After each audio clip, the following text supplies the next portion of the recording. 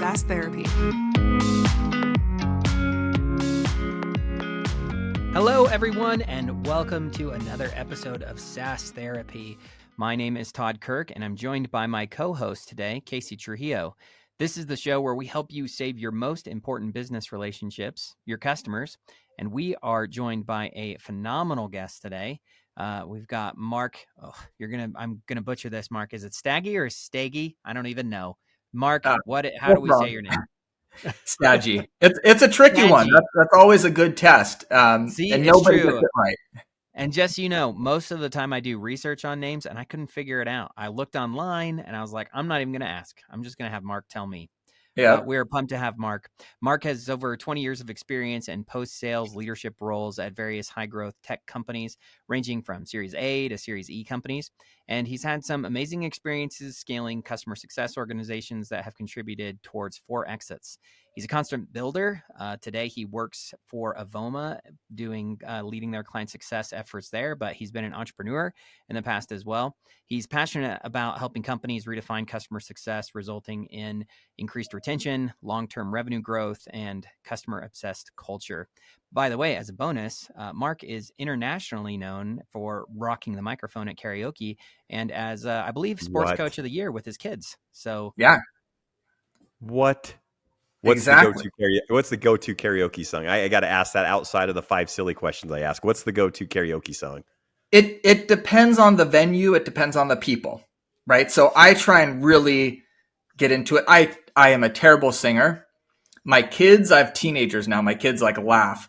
They're like, Dad, and I always say that. I'm like, come on, I'm internationally known to rock the microphone, and I get into a little rap.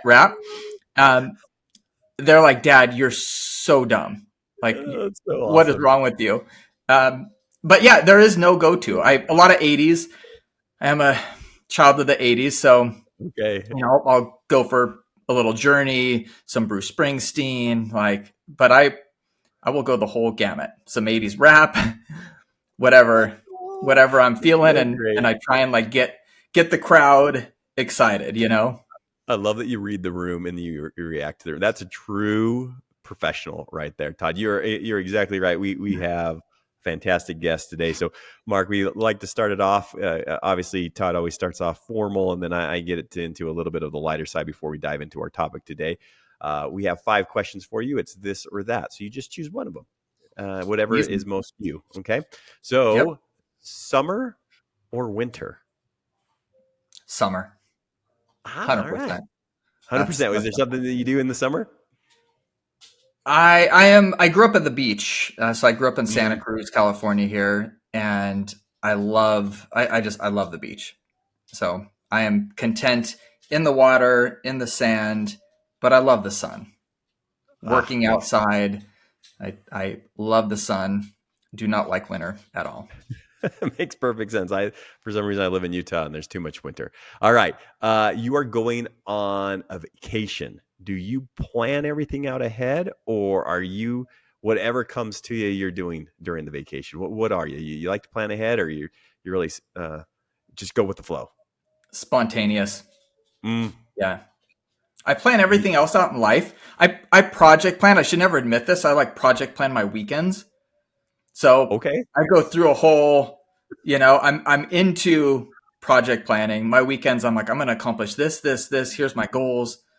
Here are my OKRs for Saturday, right? Nice. Vacations, no.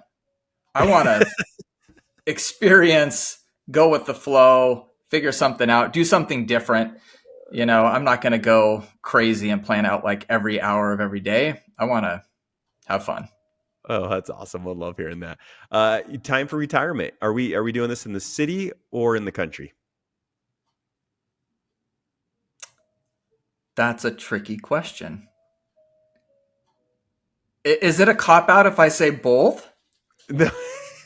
He wants to be a traveling nomad. Is that? Yeah, I thought he was going to say the beach. I thought he was going to say city life, no. Country life, no. Beach, yes. Yeah. I don't think I'll ever retire, though. I mean, I've had this conversation with my wife many times, and I honestly don't think I'll ever truly retire. I think maybe in another 10 years, when I'm kind of done at my role now, hopefully help build this company up to billion plus business and can take some time off. I might just travel around, and who knows, I'll be a YouTube vlogger in retirement traveling. There we go. That would be All fun. right. Sweet or savory snacks? Oh, sweet. Okay. And then the last 100%. one, paperback books or ebooks? You old If school? you asked me or a year are ago, you I with would this new say ebooks all the way, but I have changed within this last year, and everything I'm buying is physical now. I'm the same. Like I'm on vacation or I'm on the plane. I will actually want something to hold and highlight, and it just means something more to me. I don't know, but yeah, Mark, good to know you. And Todd, let's dive into our topic. We got an intense person here. I'm sure that we're wasting down his minutes here. We got to get to some results. Todd, what are we talking about today? Well, Mark, I mentioned the fact that you are, you're the sports coach of the year with your kids. But one of the things that I'd be curious to get your take on is how does that translate into your work when you think about supporting in CS leadership and helping people be successful, whether that's your customers or your employees? I guess, how do you bring the amazing wisdom as a little league soccer coach to the workplace? Yeah. And, I think there's so many similarities, and I have coached little league. I've coached soccer. I've coached probably 3 or 4 sports with both of my kids over the years.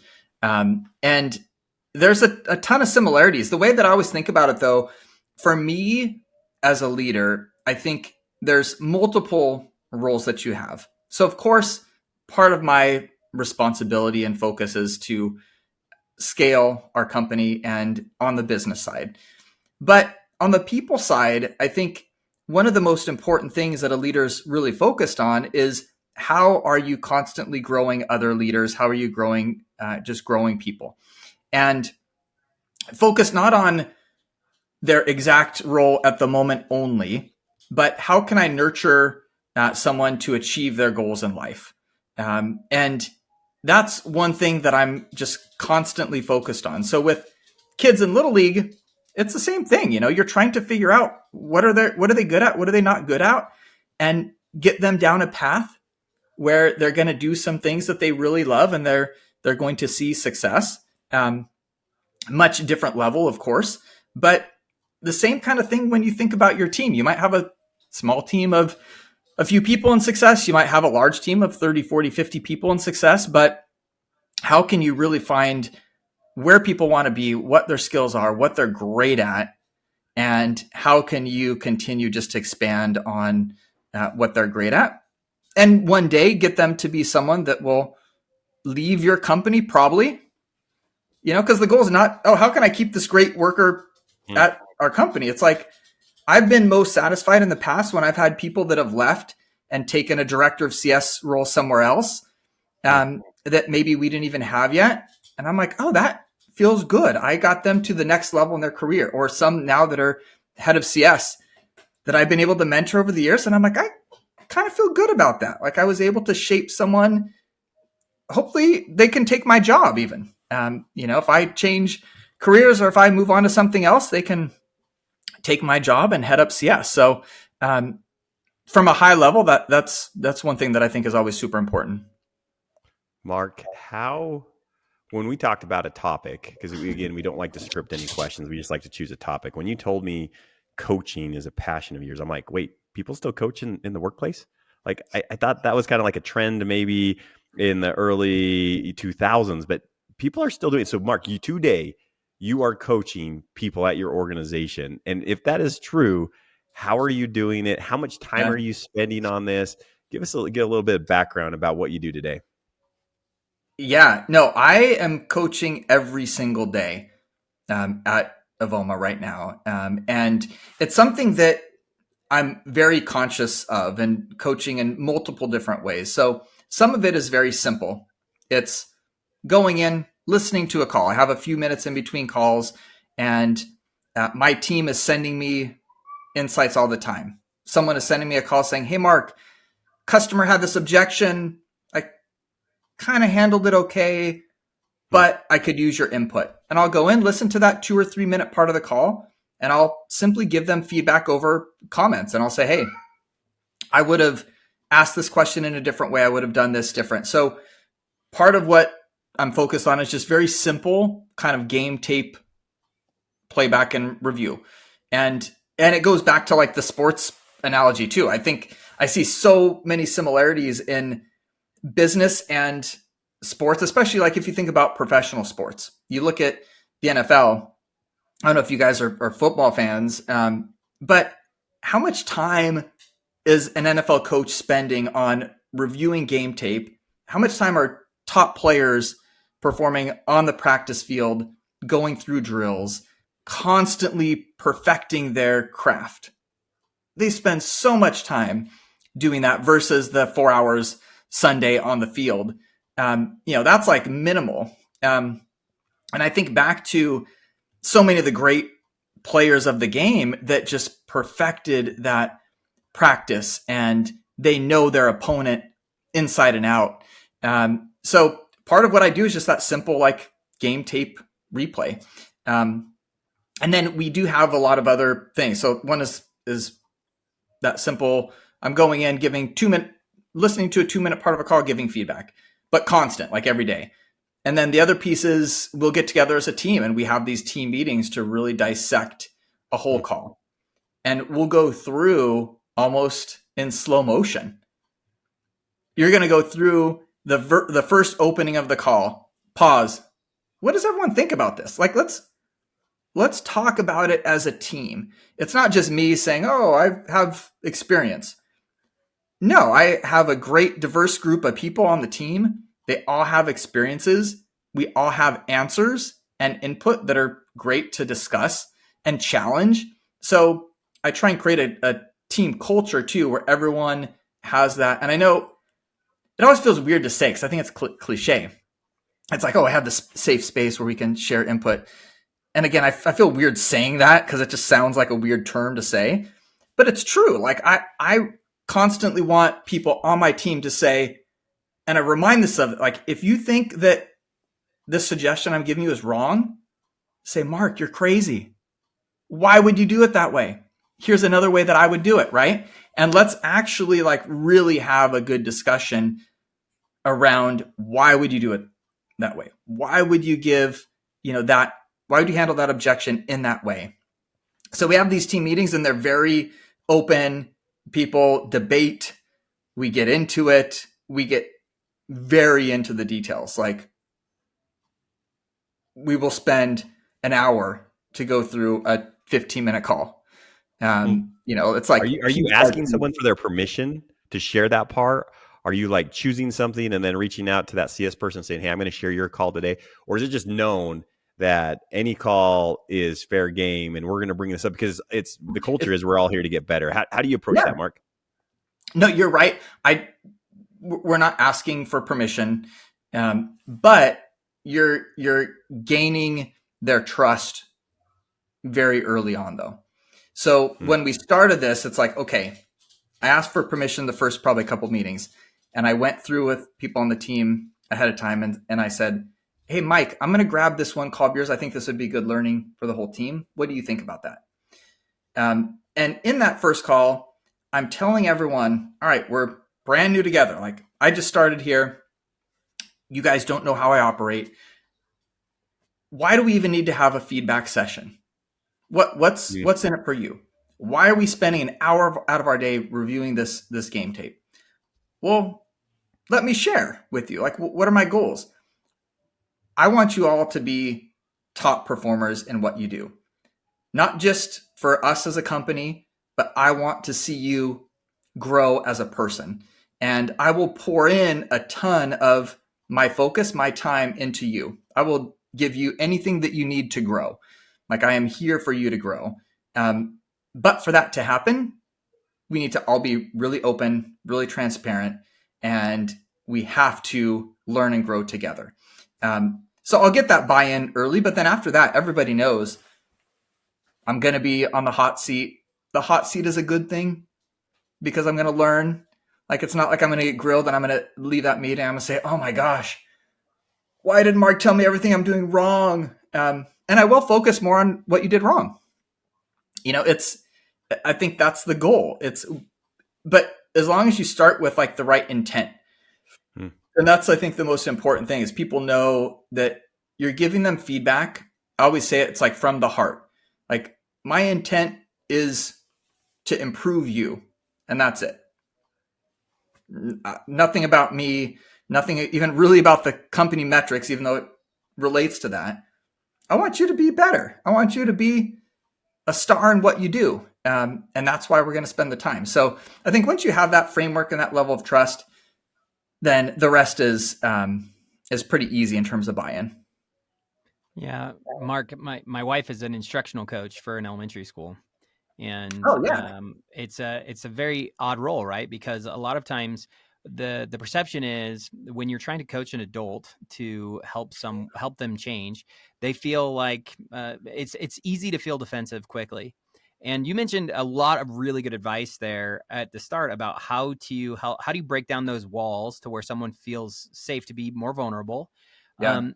I can imagine some people are listening to this right now and they can think of bosses who they thought were being coaches, but they were really just reaming people over the coals, and it didn't create that safety. There's probably also coaches that are overly positive, right? So the fact that you focus on the things that are wrong, I think a lot of times I see coaches who spend too much time focusing on the positive because they're afraid of being perceived as mean. And so I guess you're trying to strike this balance where you're creating a level of safety for people to be able to share, but you also want them to be motivated to change and to grow. In your experience, maybe this is a hard question to answer, I don't know, but how long does that usually take? It's probably different for everybody, but in your experience, has it been easy to create that, or has it been hard? I actually think it's fairly easy to create that. And it doesn't take a lot of time. It's not instant. Like, respect needs to be earned from all of us. But I think if you are truly honest with your team and you're transparent, you can have that happen in a very short window of time, within a month or so. It doesn't have to be something that takes months and months to earn people's trust. What I also like to do is put myself into the hot seat.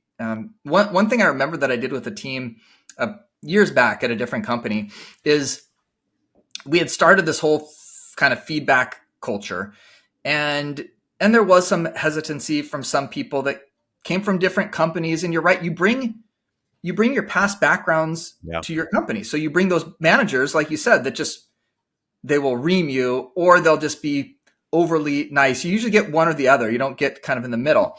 So we did this exercise, and I wanted to explain things in a way that also brought some of my background into this. And my background prior to my career was in kind of the complete opposite side of where I ended up. So I actually had a degree in art going through school. And I know most people, your degree was still pretty different from where you ended up. But I thought originally I was going to be either a fine artist or a journalist and travel the world and tell stories.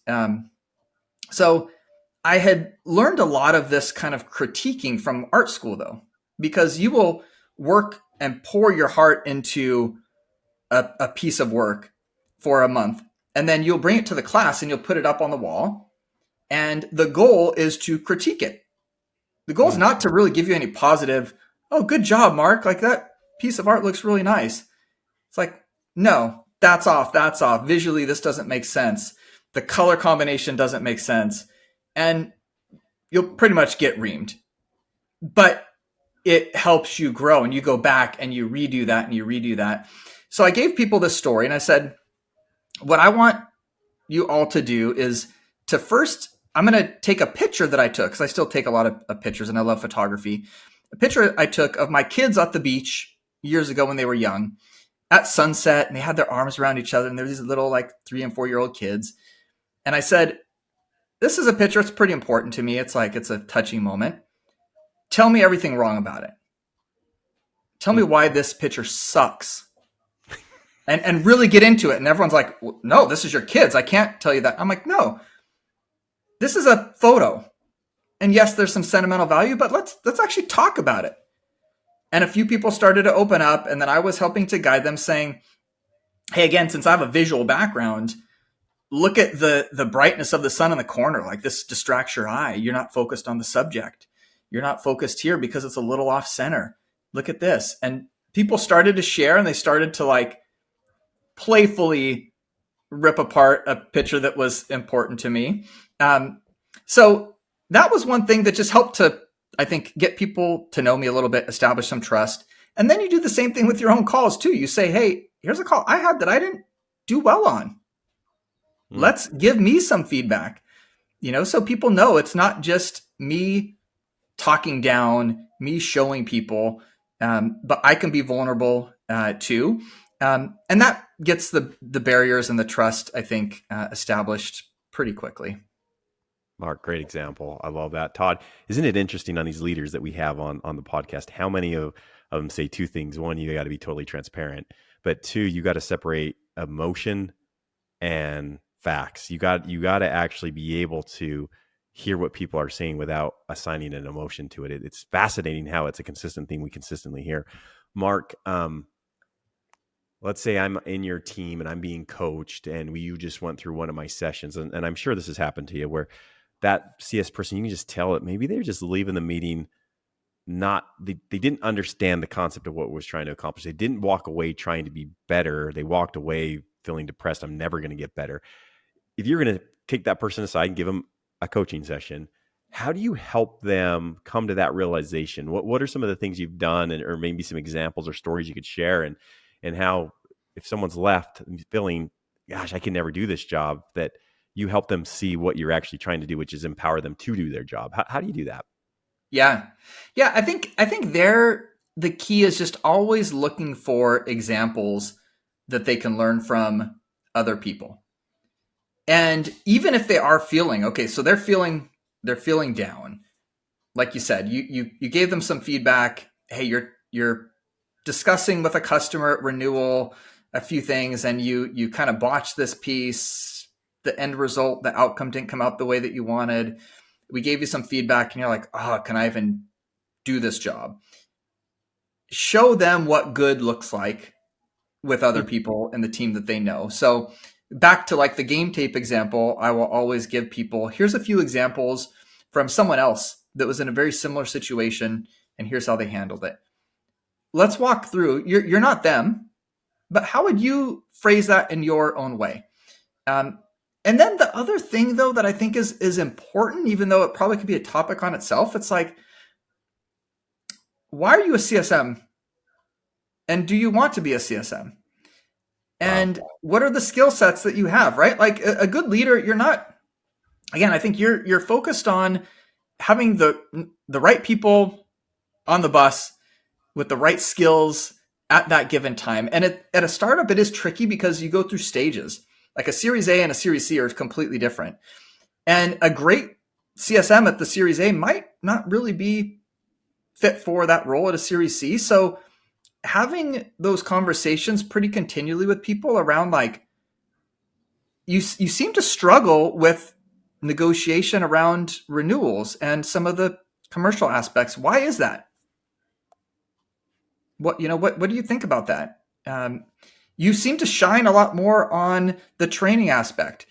Do you actually maybe want to be more on the implementation or training side or onboarding side versus your current role? And especially with CS, because you can do so many different things as a CSM, and it really depends on the company. And are you focused on commercials or not? So as that changes over time, I think people do struggle even just with the core. Do my skill sets align with the role that I have today? And helping them to make that decision and giving them insights is important too. And something that I think people shouldn't just brush aside and say, no, let's get you trained, because it might not be who they really are.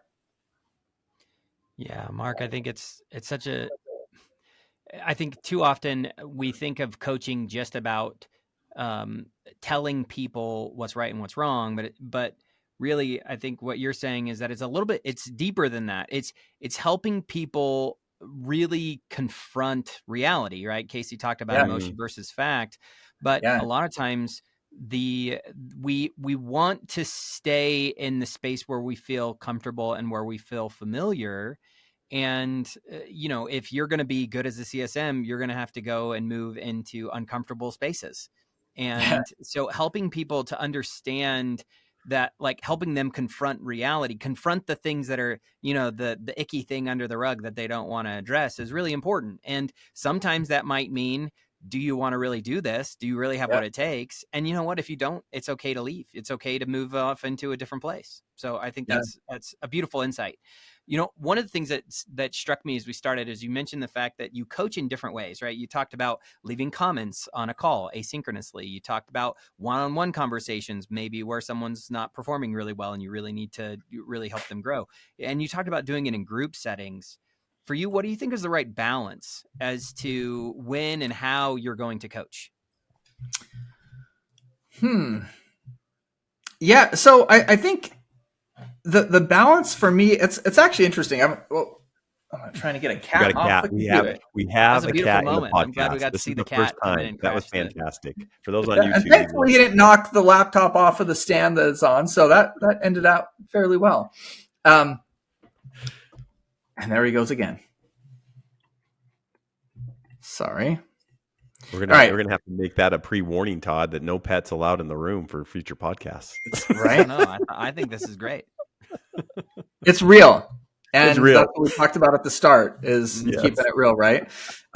So yeah, back to balance. I mean, it's something that I haven't thought a lot about, to be very honest. I mix things up a ton. We do, so you're right, like one-on-ones, async, things over even Slack. We also do the team-based settings that we talked about. We do peer-to-peer coaching. So we do probably like 5 different things. It all happens weekly, though. So it does happen pretty much once a week. There's one of those things going on. So almost every day there's like a piece. But to be honest, I've never really thought about what is the right ratio of that feedback. And I think it has to be balanced for sure. And that's why there's things, and all these are pretty much designated times on a calendar. And purposely it's weekly, but I've never thought about, should it be 40% team-based and 10% async and 25% this? So I don't know. I don't have a great answer for that, other than I try and balance it, is probably the simple high level answer. In other words, it's better to have multiple modes of coaching rather than, like, you wouldn't necessarily rank them over one or the other, but having all of them is important. You could at least say that, like, don't only do it in this form or in this format. Exactly. No, I would always have a balance of those different things, because again, everyone also learns very differently. So giving people the opportunity to learn from their peer in a team-based environment versus only me is a huge benefit. So that, I think, is a good way to kind of sum it up. Like, that balance is pretty critical. Todd, and I don't know if anyone's ever told you this, they probably have told you this before, but what I find extremely fascinating is coaching's part of your DNA. So it's you almost said, like, I've never thought about that before, because it is just who you are. And I think that's one of the big things that I know in personal development people have been stressing is we don't need managers. We don't need people to manage people's time. For most part, people understand how to do that, right? Yeah. What we're looking for people is to provide that coaching and the guidance to spark within ourselves, confront the reality, like Todd was saying, those icky things, to inspire ourselves to want to become better. So, Mark, I think one of the things that I find fascinating about what you're saying is it's just who you are, and you have these different mediums, but at all times you are coaching. And I think that's a major takeaway for me, and that sets the intention that, no, that's just Mark. He's a coach. Yeah. No, and there's one side topic there that I think is interesting, because it's not just you as a leader, it's also the people that you hire. And I was thinking about that earlier this morning. When you're building the right team, the other thing that I consciously look for is looking to hire people to join the team that have that growth mindset, that are always looking for feedback, that are coachable. And that is something that I deliberately have through every part of the interview process, to make sure that people they're hungry, because you need to, at a startup, be hungry, but they're self-learners. They learn from other people. They're constantly like tinkering. They're trying to find ways to improve themselves. They're seeing that, oh, I could do this better in my personal life. And I watched a bunch of YouTube videos and I learned this from someone else. And I developed some new way of cooking or whatever they're trying to do, you know? So that's the other thing that I think is very, very important, is like, not just you as a leader always being coaching, but how do you hire the right people that want to be coached, and that want to grow, and that aren't satisfied. Like I look for people that want to be part of like a world-class team. Do you strive for greatness in everything that you do, whether that's cleaning the front of your house or doing the dishes? Like, how do you strive for greatness in that? How do you bring that into the workforce? And really focusing on people that have that like thirst to learn, to win. People that have played sports in the past too is another thing that it's not a criteria ever to hire someone, but a lot of times that helps, because you get people that just have that adaptability and that hunger for information and for learning. So the employee aspect is pretty important too. Mark, when I think, going back to your sports analogy, I think about the drama that can sometimes happen on a little league soccer field. When the game's happening, you as a coach may not, you're trying to figure out how to calm down parents who are screaming on the sidelines, and the ref is some teenage kid who doesn't know what he's doing, and everybody's like, when things start to go off the rails, it can get, speaking of therapy, there's a lot of people who probably need a lot of therapy after a really intense Little League game. But I'm curious, when you think about your own team members and trying to manage all of the different things that they've got to do, now you introduce this idea of coaching. You're telling them every week, I'm going to be coaching you. I want your peers to give you feedback. I want you to give them feedback. Meanwhile, they're like, I just need to maintain my book and I want to grow and expand. This is a lot. Yep. How do you help? What are some ideas that you have to help team members try to manage the craziness and the chaos that can come in just the day-to-day of trying to manage getting better, working on yourself, and also, making sure you're just doing your job? Yeah. No, that's a good question. I think sometimes the coaching sessions that we have too will be a little bit more tactical. So we also won't always go into a whole hour deep dive, like I said, where we'll play that game tape back in slow motion and really get into the details. Sometimes we'll just say, okay, we know, like I keep a good pulse on what's going on. I know that a few of you right now have a lot of stuff in your book of business. You have a whole bunch of renewals coming on, a bunch of expansions. So sometimes the coaching sessions are even getting tactical to help them unblock things and to help them move fast. But in a team-based setting, so still everybody can learn from that. Everybody can say, okay, here's a couple tips that I can pick up from the way that this person is doing, running this playbook versus another playbook. So I'll try and balance that. I think the other thing that probably comes up is just constantly knowing like people's ceiling or how close they're getting to that, and then spending some extra time with them to make sure that they know, hey, I'm here for you. What can I do to help move you forward? Yes, there's a lot on our plate. And yes, these extra meetings sometimes get a little bit like, oh my gosh, I know this helps, but I just have like pressing issues. I have some escalations that came up. So just making sure that they always know that I have their back and I can help with anything that they need to, which gets that level of trust as well within the team, and goes back to like that transparent, open culture where people can speak very freely. Mark, you've sold me on coaching. I need to do a better job of it. I'm gonna figure out how to make this more of a habit for myself. I'm curious on the other side. Todd said, "Okay, how do you help the CS person manage everything and these coaching sessions?"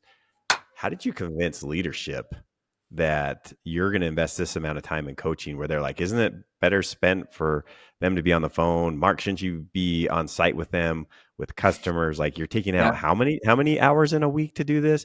So how do you get leadership on board with spending and investing this much time? Yeah, I think it really comes down to showing the output early on of this. And it's one of those things that I am a big believer that the more that you're putting into coaching your team, you're gonna see higher renewal rates. You're gonna see better expansions that are run. Um, it's just a natural outcome of having a really well run call when it comes down to it. I mean, and especially in today's world of like Zoom, you need to try and have as much perfection in your calls as possible. People are not as forgiving, I think, with a Zoom call as they used to be in other ways, or there might not be other things that you can make up for a kind of poorly run call, whereas in person it probably was a little bit different. Back in the day when there was like a lot more in-person meetings. So I think the bar has went up. People's expectation for software providers have continued to go up. Like the buyers that you have are getting so much more, or their expectations are rising so much more than ever before. And there's more competition in most industries than there ever was. So with that, the bar goes up. And I think you just have to make sure that the team knows we're not doing this this is not like for fun. This is not something that we're doing just, to spend some time together. And it's like working on, how can we be a little bit more empathetic for conversations and stuff like that. It's like, no, we are talking about objection handling to drive better renewals. That is one whole topic that we will go over. And the goal of that is to increase our renewal rate. Or the goal is, if you handle expansions, we do, not everyone does, but if you handle expansions, like how can we drive more pipeline to the business? And here's some things we're going to cover in coaching sessions to ask more questions. And we take, even though we're CS, we do a lot of book reading together. And a lot of it is like sales books that we're reading. We read, I don't know, it's somewhere in this messy office, Spin Selling a little while back. We read one of the Chris Voss books on negotiation, and we'll have kind of a book club around that.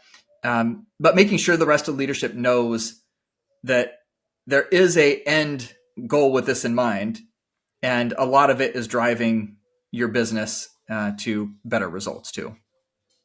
Fantastic. Mark, on the topic of, there's the end goal is to have better relationships with your customers.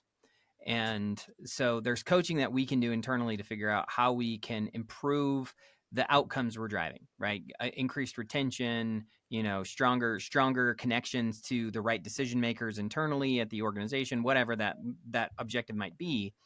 I'm curious, from your perspective, have you ever had a CSM have the aha moment of, the practice that we're doing internally that you're doing with me is a behavior that I could be actually focusing on with my customers? Meaning, my mind goes to the sales book of Challenger Sale, right? Becoming someone who can commercially teach and educate and coach your own customer on helping them confront the icky realities. Have you seen people make that connection? And if not, do you try to help them see that connection? Because I think learning how to coach isn't just helpful for you as a manager to CSMs, but a CSM, in many ways, a lot of those skills translate into the way they should be interacting. Yeah, no, that is something I have seen. It's something that we're still constantly working on. So I'm glad that you brought it up. And especially in our space, because we are selling to our customers are CS professionals and sales professionals. So we're kind of selling to ourselves. And a lot of what we've done, we've been able to put a consultant hat on and really guide our customers into, hey, here's what we really think that you should do, and here's the benefit of this. So I think they've seen that this whole process of going through a lot of rigor around coaching is directly relatable to how do we consult with customers. And it also gives us a lot of real world experience that we can really share and storytell better. And it's funny, like I was doing an offsite maybe a month ago or so. I did a quick little like East Coast tour with a few customers, and I'll go through, a little like kind of region based sessions to try and get as many on sites as I can still, and actually sit back down with people and get to know them. And one of our customers was like, we got on the topic of coaching, and then he asked me, he's like, well, how do I run my one-on-ones? How should I change? I think I need to change my one-on-ones. And he's someone with just as much of experience as I have, probably even a little bit more. But there's so much I think that you can take from just having this type of culture that gets you to think about things as a consultant would, and really like provide that consultative experience back to your customers. So yeah, that light bulb has went off, and I think it's continual though. Like we're trying to find even more ways that we can like map these two together and everything that we're doing, and use that to drive more value to customers, which at the end of the day is one of the biggest things that we can do.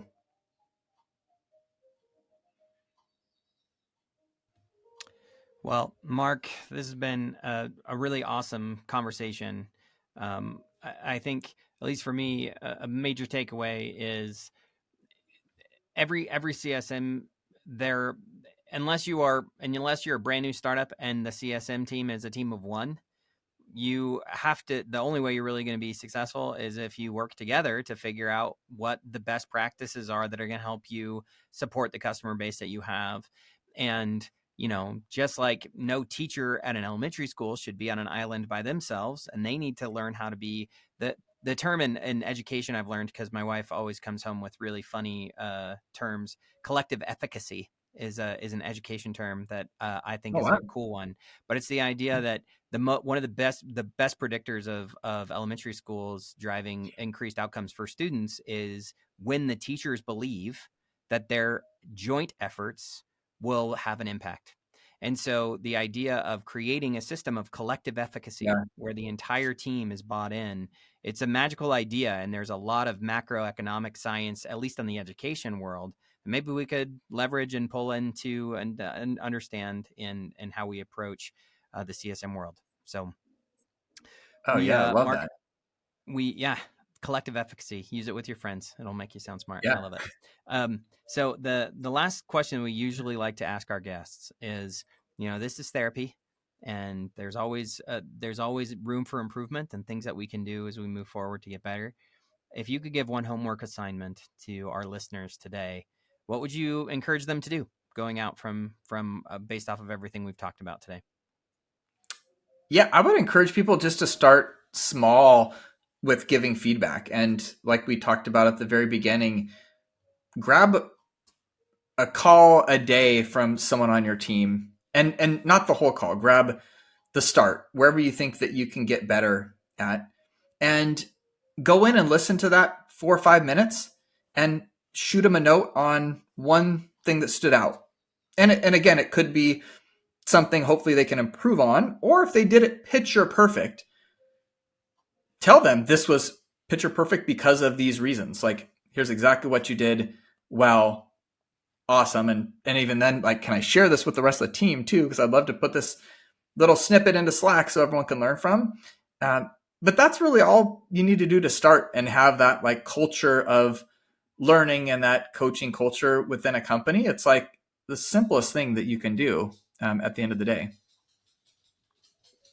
Mark, I love it. Thank you so much for joining us today. And for everyone, make sure you go out, take Mark's advice, go and start with simple feedback and figure out how you can help your team learn how to work more closely together. If you're a CS leader, Focus on how you can be a better coach and a better mentor to help people succeed. Mark, thank you so much for joining us, and everyone go take care of those customer relationships. Awesome. Thanks for having me, guys. Appreciate it. SaaS Therapy is brought to you by Brainstorm, the SaaS platform for SaaS adoption. Learn more at brainstorminc.com.